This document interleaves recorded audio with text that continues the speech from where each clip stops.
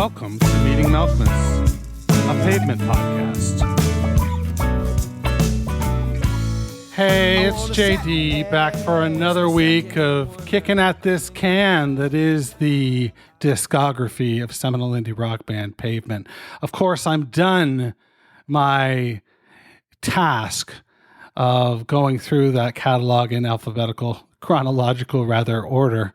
Can you imagine if I had done it in alphabetical order? Oh, that would have been weird. Circus Stained, you're the last song we ever hear from Pavement on this podcast. But no, that's not what we did. We instead went chronologically through the catalog, and we had a fun time doing it. It was great. That was fold number one, was to go through the catalog, and fold number two was to perhaps meet SM. And, I did do that. I did an interview with him. I've talked to Bob. I've talked to Steve West. I've talked to Spiral a number of times. And today is the fourth time, in fact, that I've talked to Spiral Stairs. And we're going to get to that interview right away. Before we do that, I just want to check in on everybody, make sure everybody's okay. If you've had a chance to check out my latest project, the Berman Project, episode 3 will be coming out this coming Monday, and we're chugging along through the work of David Berman, the art, poetry, music of David Berman, and talking about mental health and mental wellness. So it's an interesting look at an interesting artist, and we've had a lot of fun doing that as well. I don't know why I keep referring to myself as we. I guess I'm thinking of y'all. Y'all out there listening to this. It means the fucking world to me. I can't thank you enough for allowing me every once in a while to stand on a soapbox and just prattle on to you. And you seem to enjoy it. And that just, nothing could mean more to me. So thank you for that. And so there's that. That's the double there, that combination, flurry to the solar plexus that I've been talking about. I've been warning you about it for years, that I was going to jump out and give you a flurry to the solar plexus, but you didn't listen. And now, boom, your solar plexus are fucking sore. I have no doubt, because that was quite the flurry. So are you ready to see Pavement? Spiral and I get into that, and we talk a lot about his new record in the interview that you're about to hear. If you're heading out to any of the UK shows, I mentioned that I'm going to go and see them all. I'm going to see them all except for Leeds. I'm starting in Glasgow. So that's where I'm going to be. So if you're a listener and you're from that area, I would love to connect for a pint and talk Pavement before we go to the show. Let me know.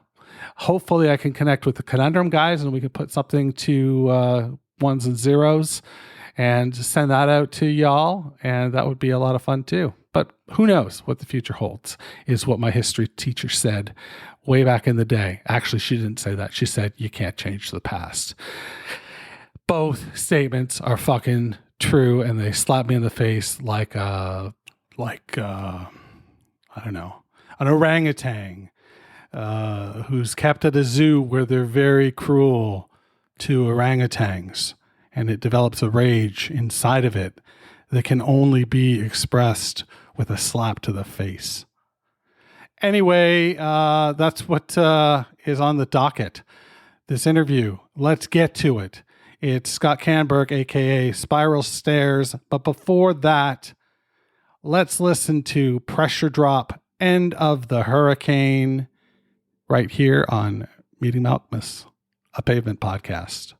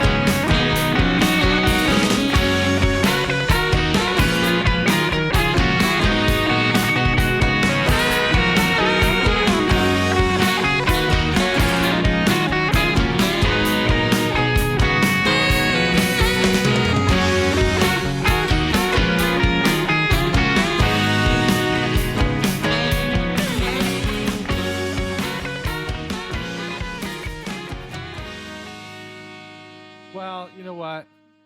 It makes sense. I can't see you for free, man. Come on. You're a rock star, for God's sake. I'm following you all over the place. I feel like a 22-year-old again. I'm 48, just turned 48, but I feel 22 again because I am going to I'm gonna basically go see every show you do in the UK. Whoa. And I went to Porto and I went to LA for the rehearsal show. So yeah, I am just amped about everything you guys are doing. But what I wanted to talk to you about today mainly was the new record. Oh, cool. Thanks. Yeah. What do you like? How are you feeling about it at this point? It's been in people's hands for a little bit. You're getting feedback about it. Yeah, it's funny. I actually just listened to it for the first time in probably a good couple months. Because you listen to it so many times when you bet. make a record, and I really got I don't know, just got tired of it, I guess, and I actually just listened to it for the first time on my bike ride yesterday, and I was digging it still. I there's some good tunes on there. There's a couple little mistakes that I'd probably, if I redid it, or I could re-edit a few things, but that's just me. Yeah, I guess you probably do get nitpicky, or you're just thinking of an arrangement in a different way or something like that, right? With me, there's certain songs that I get really excited about, and I'm like, and I kind of think, oh, this is great, I love it's like, but then when you listen to it again later on, you're like, oh fuck, that song's way too long. Gotcha. I didn't need to have that extra little bit in there, and so yeah, there's one song on there but I make that mistake kind of on every record. Well, I mean, nothing can be perfect, right? But this record, as far as like fun goes, and I know that it's heavy, like it's strange, it's incongruent, in fact. That it's so melodic and like 70s, like poppy, like fun, and yet you went through so fucking much putting this record together. You must have been going bananas, and then on top of things, you lost a close friend and band member. Take us through that.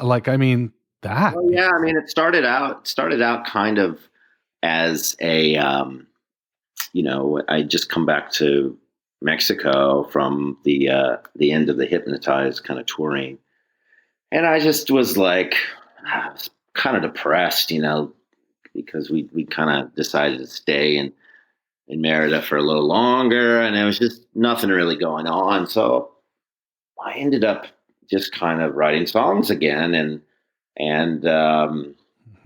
but I kind of wanted it to be really kind of a dark record, and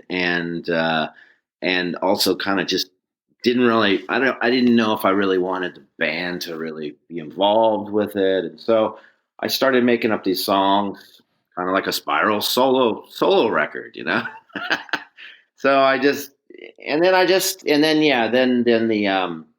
we decided, all right, let's get the band in on it, and then COVID hit. So yeah, originally I was going to have Justin Peroff from Broken Social Scene play drums again. Oh, wow. Yeah, he had his plane ticket ready to come to LA and in March of 2020. Jesus Christ. So he bailed when Canada shut down or was about to shut down, and then and then they shut us down in Mexico, so we couldn't really do anything. So yeah, it just got shelved, and then we decided as a family to move back to Australia because um, Mexico is completely shut down, and where my wife's parents live, it was my kid could go to school and COVID wasn't bad, but so we decided to move there, and so I was kind of like, well, I don't know if this record's ever going to be made, and but then when I got there, I just started.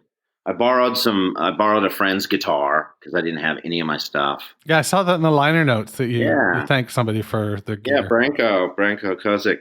He's uh he's in this great band from Brisbane, and I think they're called Tape Op, Tape Off, Tape, Tape Off, tape off. Off. Yes, Okay, gotcha. and so yeah, I borrowed his guitar and just kind of I kind of had all the ideas in my head, and then yeah, my other drummer Jim Lindsay, or actually Matt Harris had moved. My bass player Matt Harris had moved back to Palm Springs, and Jim Lindsay was living there as well. So I kind of got those guys to come into my studio in LA and kind of do the backing tracks. And then in Australia, I got this guitar and I just kind of did all the overdubs from there. And in that process of doing that, Matt had uh, had a lost weekend and died. Jesus. So, but luckily he had he got every bass track done except for two songs, and so I was, Is it him playing on Time Equals Cuz? um, no, that is not him. That's Craig Jackson. That's a terrific bass line. That's Yeah, like, yeah, I mean, that was his that was the one he didn't get to, shit. and Jim was knocking on his door because they were supposed to be finishing up the last two songs, and they couldn't find Matt. So Real sorry about that, man. yeah, I mean it was pretty heavy, and but it kind of, it, I don't know, with my records I always find a way to lyrically to um, have the darkest subject matter. It's something that always happens before I do a record. The first Doris record was my drummer Darius died, and it kind of you know lent itself to talk about that. The Hypnotized, my mother died, and now yeah, this one Matt is all over this one, and so yeah. There's some, I mean, there's some jumping, like some really jumping tracks. Like again, I go back to Time Equals Cuz. I wrote down as I was listening to it. I wrote down, "Holy fuck." And here's one for you. Maybe we can talk about this a little bit because I feel like I need to hear that song live. It's pulsing and it's just ready to jump to, like I want to just jump up and down. Yeah, well, it's kind of based on a Broken Social Scene song, "Cause Equals Time," and it kind of, I don't know, it just kind of came naturally because I love their music and stuff. And I kind of wrote it as a joke for Justin when he came. I was like, "Hey, you're gonna play on my song about you." But yeah, the subject matter on that song's pretty dark too, because yeah, when I lived in Seattle, and Kevin from Broken Social Scene came to visit me once when I was kind of in my darkest days of despair. Oh man. So yeah, I can relate. Nothing bad, nothing that bad. I was just what song was like when we talk about the subject matter and we talk about, dealing, I don't know if it's a therapeutic thing for you to go through, to write this stuff down and put it into song form. But Totally. if it is, which was the toughest song to put pen to paper on this record? Like maybe one that you had a hot demo of, but you didn't quite have a melody yet or a lyric. Which one was the most difficult? Well, no, I mean, I kind of always have that one last song, that I feel is just not quite right. And I did all the I did all the lyrics originally, or the singing originally in Australia before I left, and then when I got back to the States, because we moved back for the pavement year, so we Right. decided to move back to California. So then I got to go back to Dan's studio, and he was just like, "Your singing's not very good." Oh shit.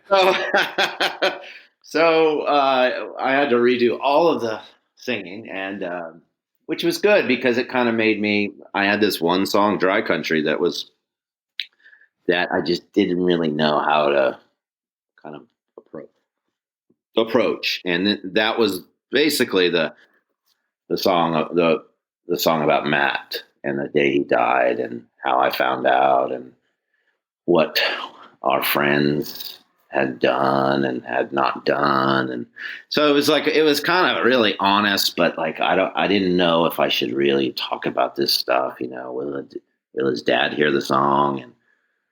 And so, but yeah, in the end I just went for it and said, all right, Well, I love that you did. here it goes.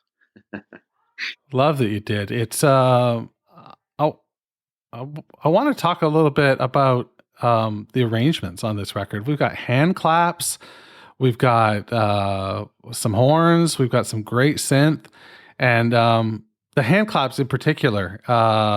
Third track of the record. I'm bulging on the title right now, but the third track on the record is Baron Please. Yeah, the titular track. Yeah.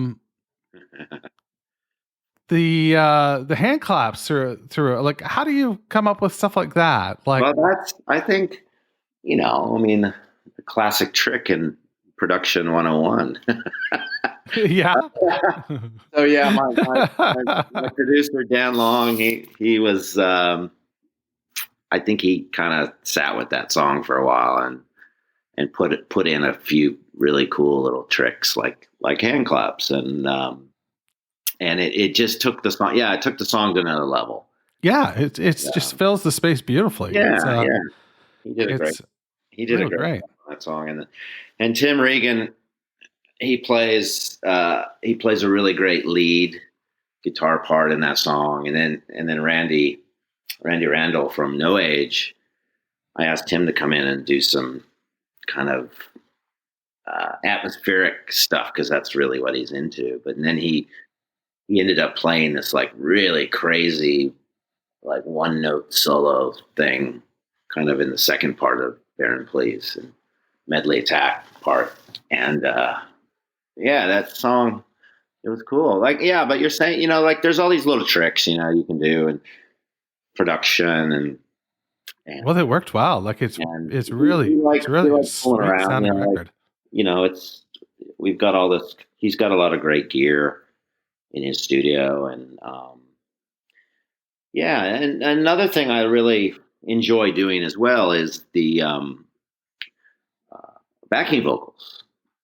Trying to really wrap some melodies into melodies, and Yeah, there's one track, and again, I can't pin the name on it right now, but where you're singing the lead, and maybe about 2 seconds behind you is another, sort of call and response, but you're yeah, singing the same set of lyrics, and it pans from left to right, and it's. I was listening to it a little bit high, and boy, it's nice. It's really nice. It's really well produced record. yeah, it's well produced. I think it's Dan's best work. He's done the last two, or he's done he did Doris and he did Hypnotize. So This one, I kind of really let him take the reins on the engineering side, and Cool. he really did a good job.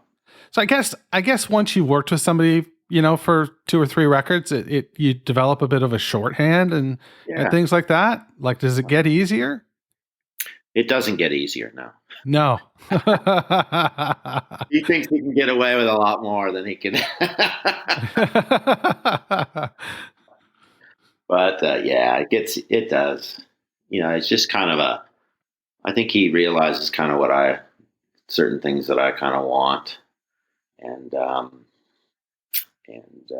it's fun. It's fun making records. And, I kind of thought, like, I don't really want to, after the Hypnotized kind of touring thing, I was just like, I didn't really feel like I wanted to,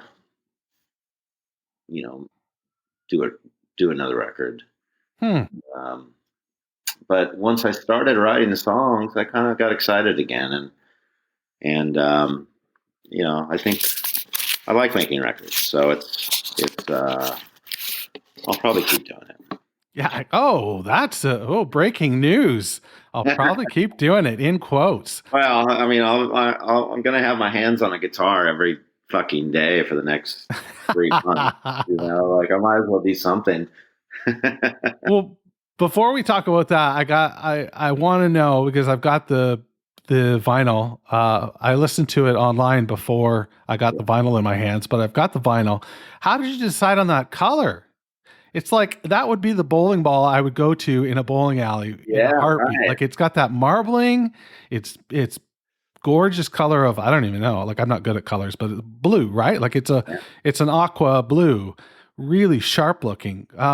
Is that part of the process too, or is that left up to like art direction and stuff like that? Well, Shad,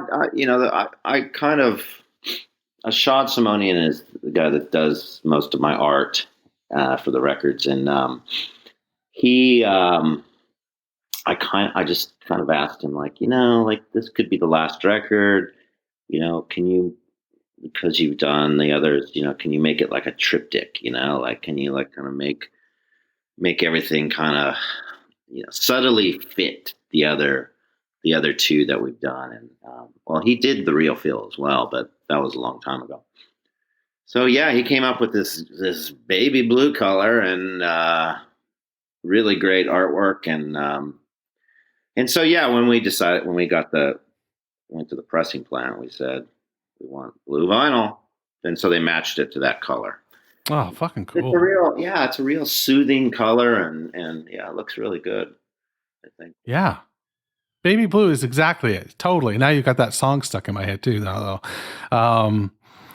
I forgot the name of the band. God, I suck today. Bob Dylan. No, Baby Blue. It's a 70s band. Oh. Yeah. Oh, well. I'll think of it, and it'll just pop into my head, and I'll say it. Yeah. So I don't know. I've got, hopefully, during some of these pavement shows, I'll have some copies with me. So if anybody, cool. If anybody hasn't bought it yet, I'll have some available. And but if not, then yeah, when I'm gone, somebody will fill the orders. Awesome. Yeah, I was really excited. I got the T-shirt as well, but it's already been usurped by my 13-year-old daughter. That's cute. She wears all these band shirts, but I have a rule: she has to listen to a record before she's allowed to wear it to school. Oh, right on. Right, because she's walking around wearing Nirvana and wearing Sublime shirts and things like that, and I'm like, Jesus Christ! Like, do you even know who Sublime is? No, I just like the shirt. Yeah. She's also uncool and underqualified, just like me. So, oh, come on. So, seeing you on the road, that show at the Fonda, Jesus Christ, that was. How did it feel from your side? Because from my side, that was otherworldly. That was really. I saw you guys in Central Park in New York City, and I didn't think anything could really beat that. But the Fonda show made that show seem like like your first gig. Yeah, Like it was so great. we got away with one there, didn't we?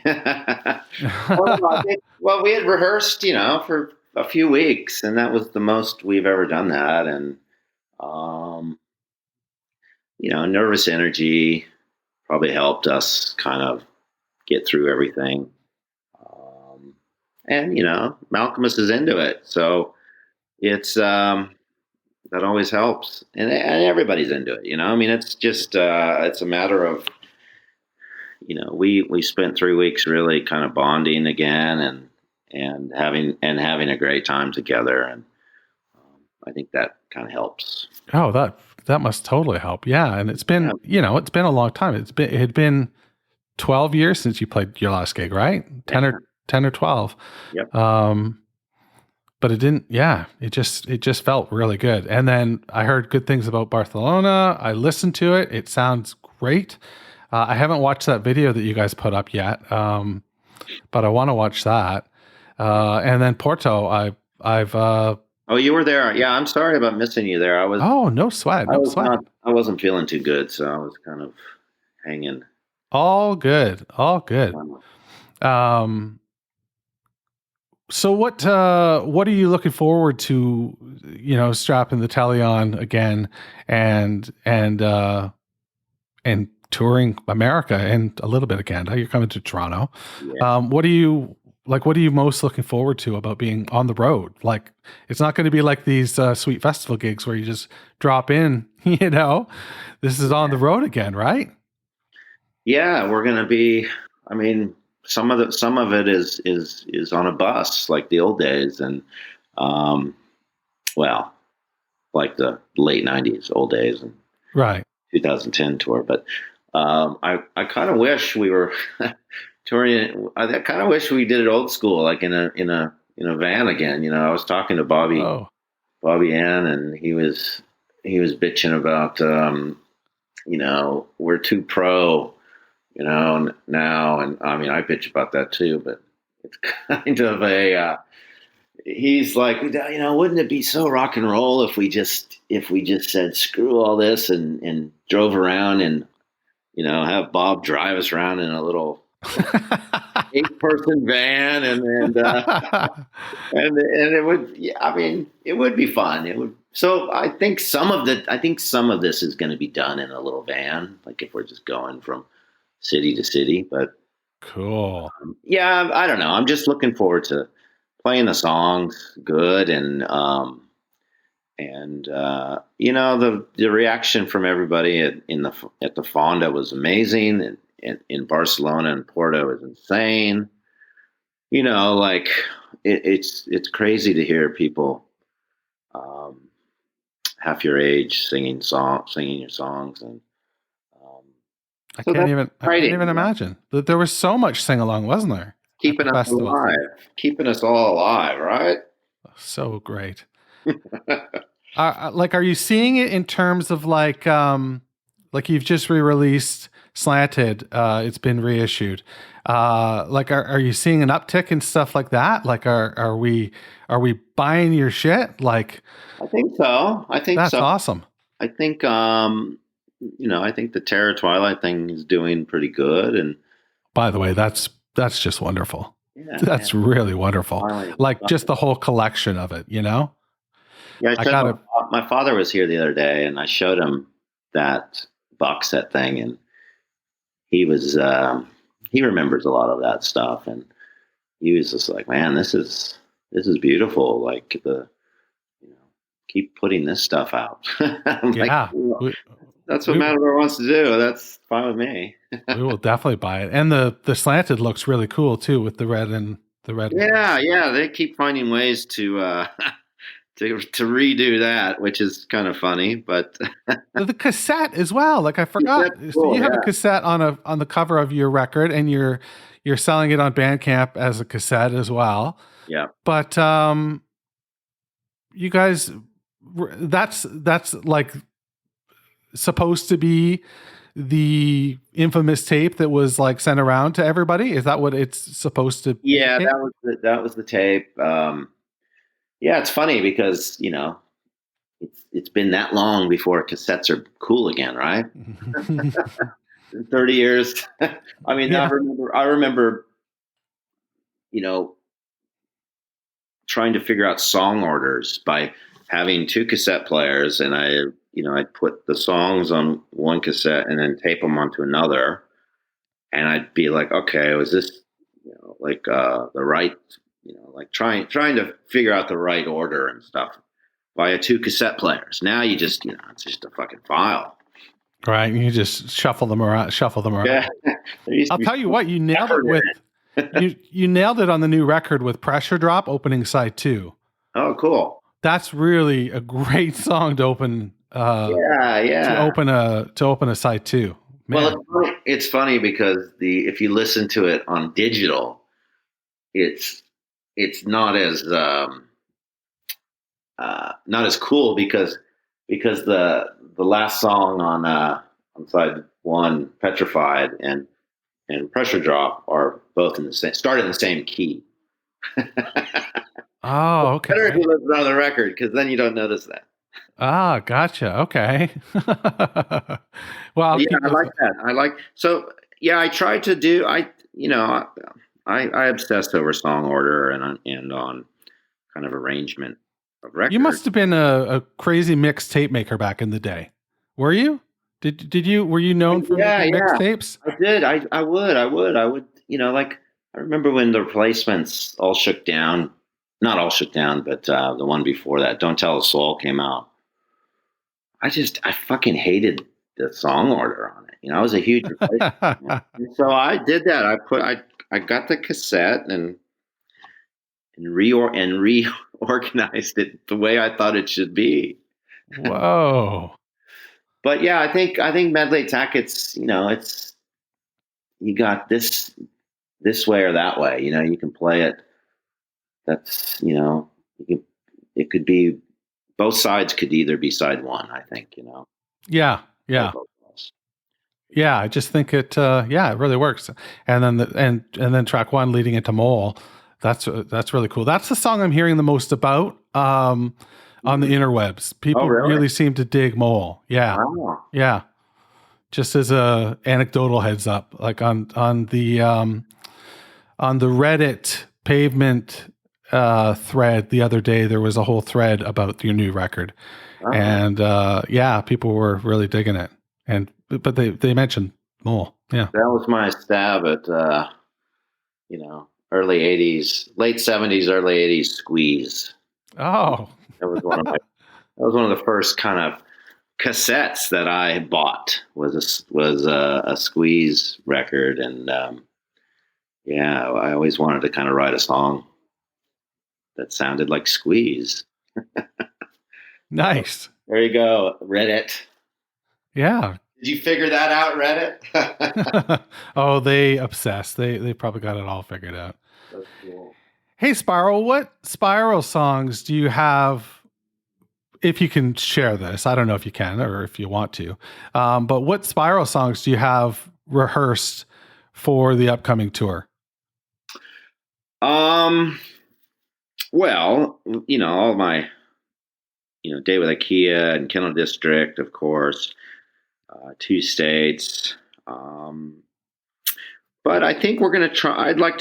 Malcolm has kind of pulled out Western Homes when we were rehearsing. So I thought that was kind of cool. That would be so cool. I'd like to do Painted Soldiers. That's my favorite. Yeah. I don't know. I mean, I kind of relearned For Sale, the Preston School of Industry. But that would be kind of a real. I feel like if you guys played that on a set, there would be an explosion on Twitter and I know, right? and Reddit. There would be absolutely an explosion. People would be losing their minds to try and get that tape. Yeah, maybe we'll try that one day. Oh, I'll tell the guys to do that. Yeah. That's great. But yeah, that's, I don't have that many, so I people seem to like those few there. Oh yeah. And Western Homes would be a real trap. Well, I had this. I wanted originally, not originally, but I always thought it would be really cool to do some Wowie Zowie shows where we play Wowie Zowie front to Like back, front to right? back? Oh my God. And kind of like I envisioned it being like Malcolmus comes out there all by himself and does um, We Dance, and then at the end everybody leaves and I'm out there. I sit there and play Western Homes. I just thought that's such a great idea. Oh, yeah. But Yeah. I don't know if we'll ever get to that point. Maybe next tour. Yeah. People love that stuff right now. That seems to be a big thing for, anniversary records and things like that, right? Where the band, Yeah. I know the Shins are out on the road right now doing O inverted, Yeah. like front to back. Yeah, I think it'd be pretty fun because Yeah. we already play like half of that record anyway. Yeah.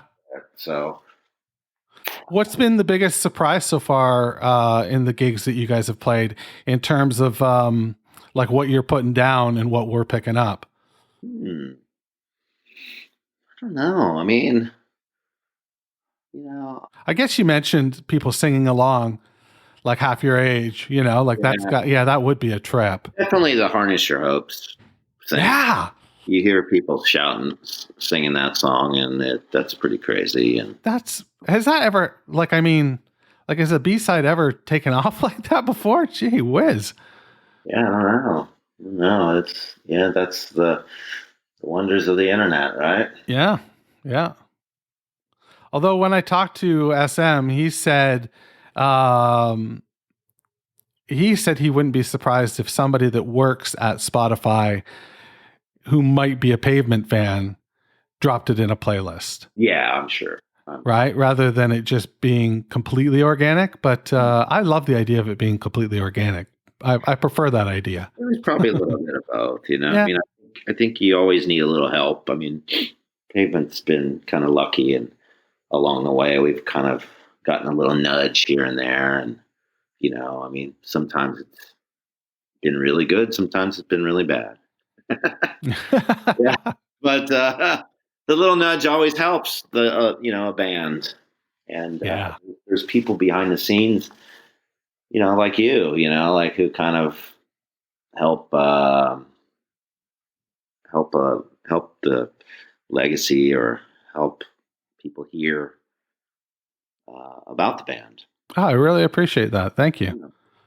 To be lumped in with those people is wow. That's that's the best thing I've heard all day. Oh, Yeah. Um, Now that you're back in the States, are you watching any baseball, or are you just pretty much? dude, my baseball team. I know I've got your third baseman this year. The Blue Jays have Matt Chapman, and he's not batting for average, but he's been fun to watch. It was hard for me because I usually would have watched the season, but I couldn't do it because it's just the ownership is so it's just obvious that they're going to move to Las Vegas, and it's just going to put a dagger in the heart of Northern California, and so I kind of boycotted it. I get that. And I where I really live, actually where I live, we're in like a blackout area, so and because they've never sell out, so they You can't ever see the can't games. watch it. Well, that's the dumbest. I don't understand all this blackout stuff. Yeah, how are you supposed to not have see the advertising, right? Oh, yeah, it's really. So I've been baseball.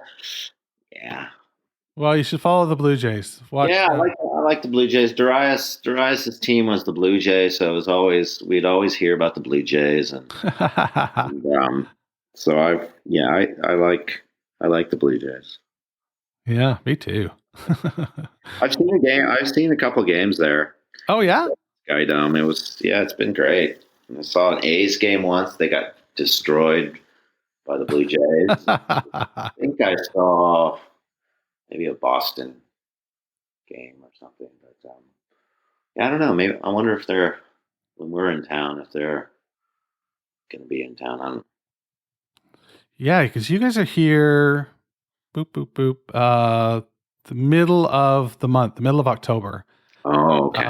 Maybe it's over. So if they're in a playoff run, maybe the playoffs. Yeah. yeah. But I will be at both shows, regardless of whether my favorite team is in the playoffs or not. I can't wait to see you guys again. And really, you're so generous with your time. I want to thank you for that. Yeah. Too. Sure, no worries. No worries. My wife and kid are off away on at a Korean pop convention. So Oh wow, in LA. So I've got the weekend free. batching it. I'm just I'm trying to learn the end of folk jam.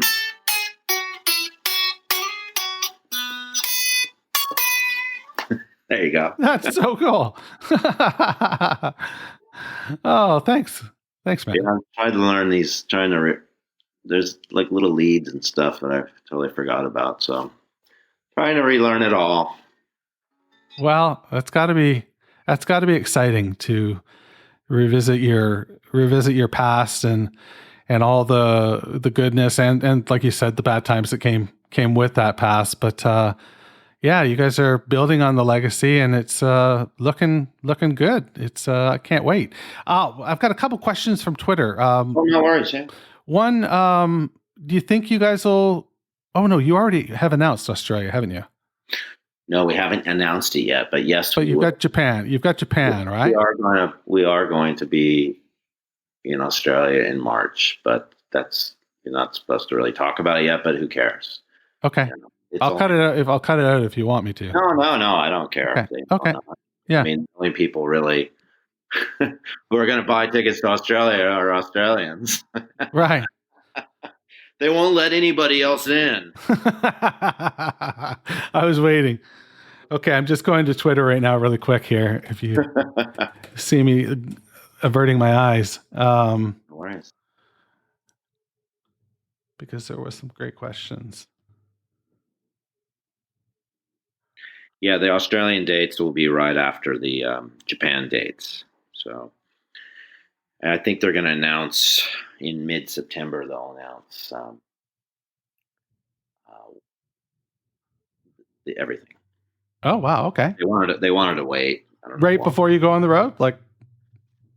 Yeah, right when we're in the West Coast, I think. I don't know. Oh, cool. Around.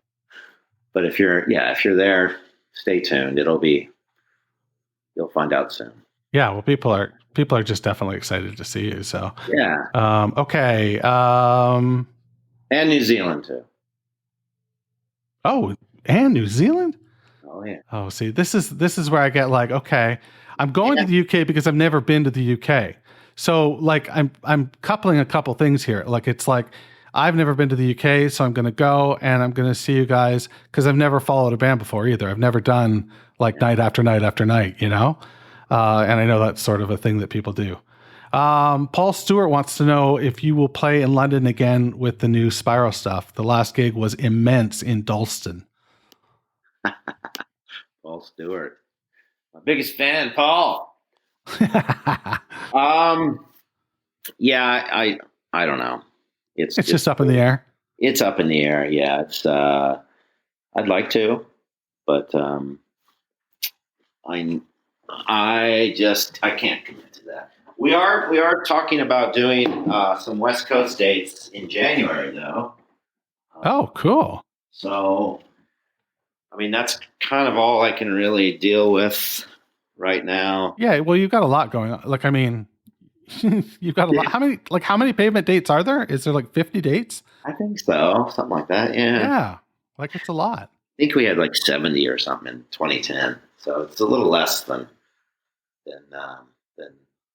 But yeah, I'd like to. That Dalston show was the kind of show where I decided I didn't really want to do it anymore. Not because it was a bad show; it was the best show I've ever played. Ah. So I was like, I'm going out on a high.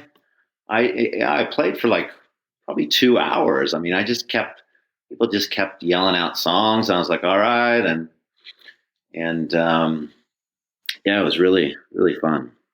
Oh, that's great. I wish I would have been there. Damn. I mean, you got to play the horseshoe. That's pretty cool. I do think that's pretty cool. The horseshoe Yeah, is like legendary in Toronto. Legendary. yeah. Um, I love it there. Here's a deeper question for you.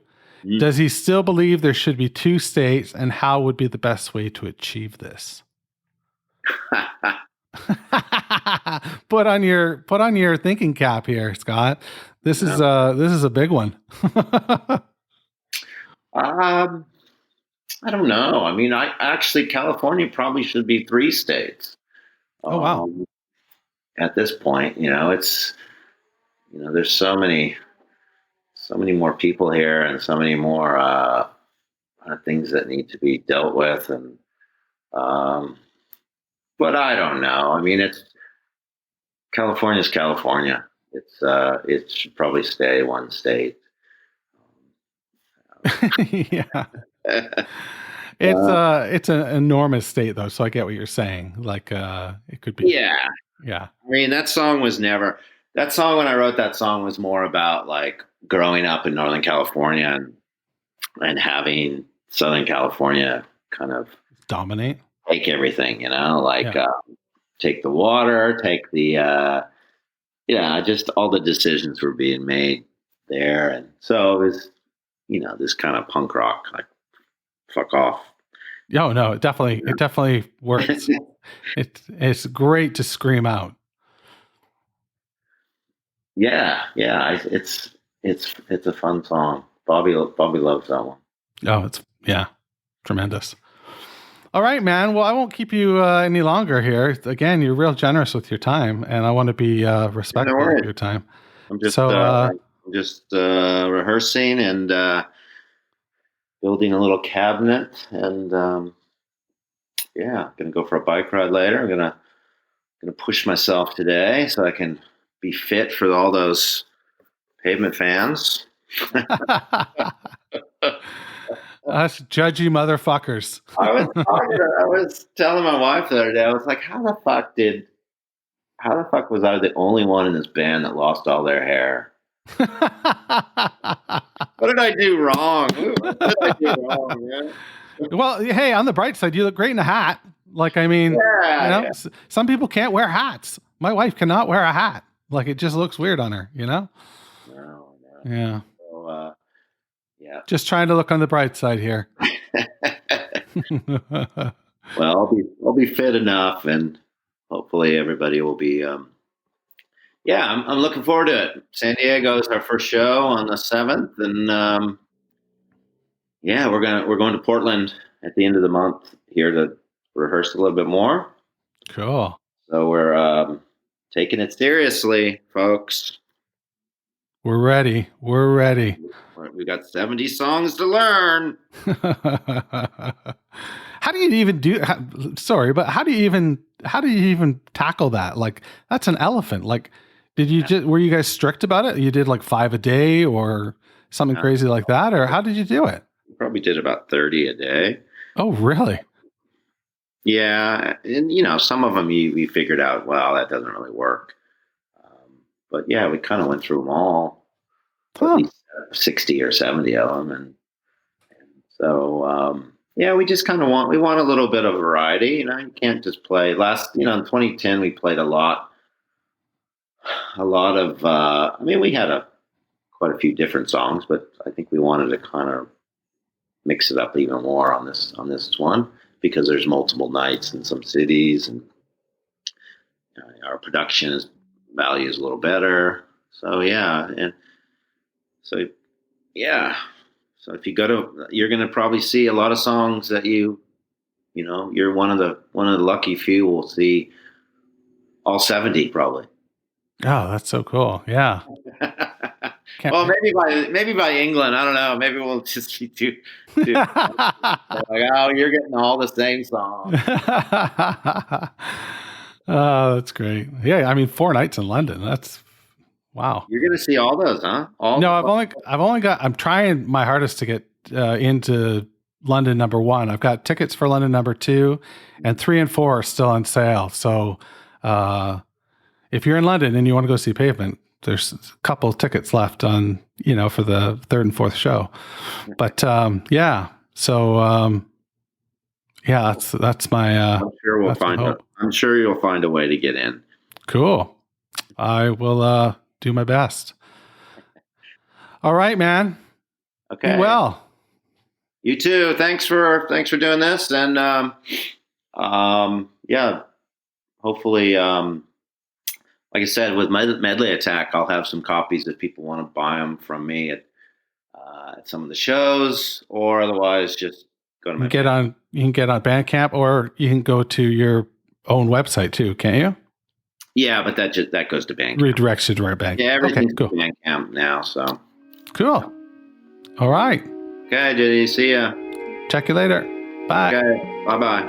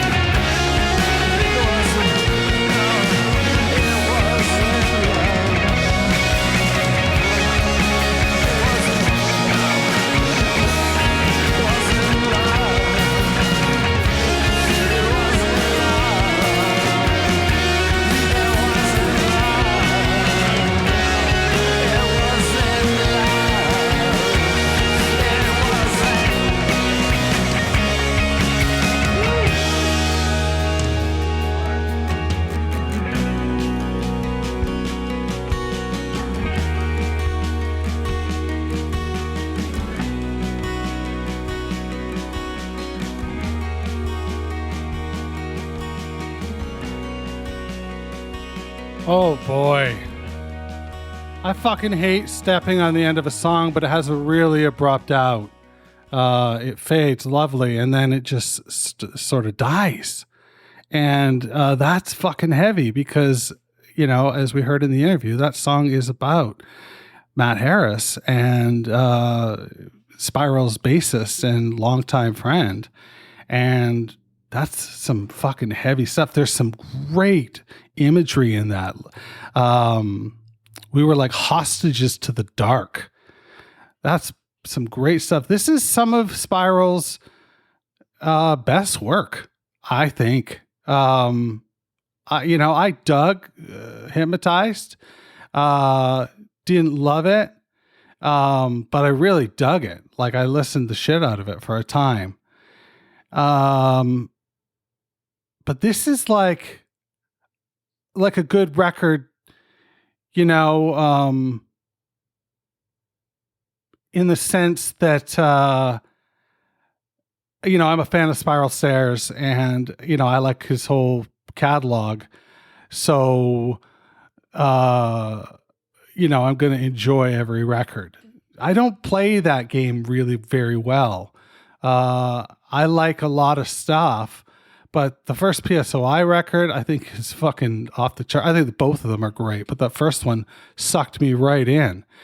And I think this is better than that. I think this is transcendent in that it's not just one of my favorite artists, new record, and it's, I'm ranking it 1A, in a series of number ones or ties for first. Instead, I am saying, no, this fucking rates on some of my favorite records I've ever heard. It's that good. I wish there was more information I could get you, but I think what we heard from Spiral himself, I think, was, really enlightening and cool. But there hasn't been, as much media as I would have liked or would have thought, with Pavement being, hot right now. So fucking get on your Twitter and get on your, Reddit and the rest of it. And if you dig this record, say you dig the record. Let's get the word out there. I don't know. I think, more people have to hear it. That song is a banger. The one we just heard, which is Time Equals Cuz, that is a fucking banger. And it's atmospheric, and there's some great imagery in there. Yeah. That's a nice that's a nice side of a songwriting beef there. You know what I'm saying? Woo! All right, that's what I got for you this episode. Don't know when I'll be back. Hopefully sometime before the band goes on the road, maybe with a report back from the first show on that roadie.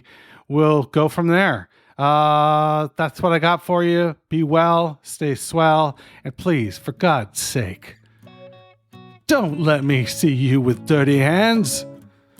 Give those fuckers a wash. Talk to you next time. Meeting Mountains is a weekly affair and is a production of Duvra Podcasts and such. Rate, review, share, and sponsor at meetingmountainous.com. Connect with JD at jd@meetingmountainous.com. And hey, I'm social. Follow me everywhere at Meeting Malcolmus.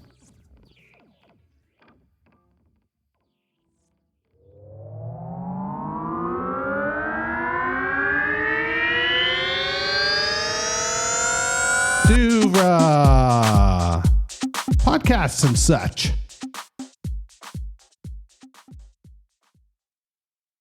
When you visit Arizona, time is measured in moments, not minutes. Like the moment your work stress disappears as you kayak through the canyons. Or the moment you discover the life-changing effects of prickly pear chocolate. But nothing beats the moment you see the Grand Canyon for the very first time. Visit a new state of mind. Learn more at hereyouareaz.com.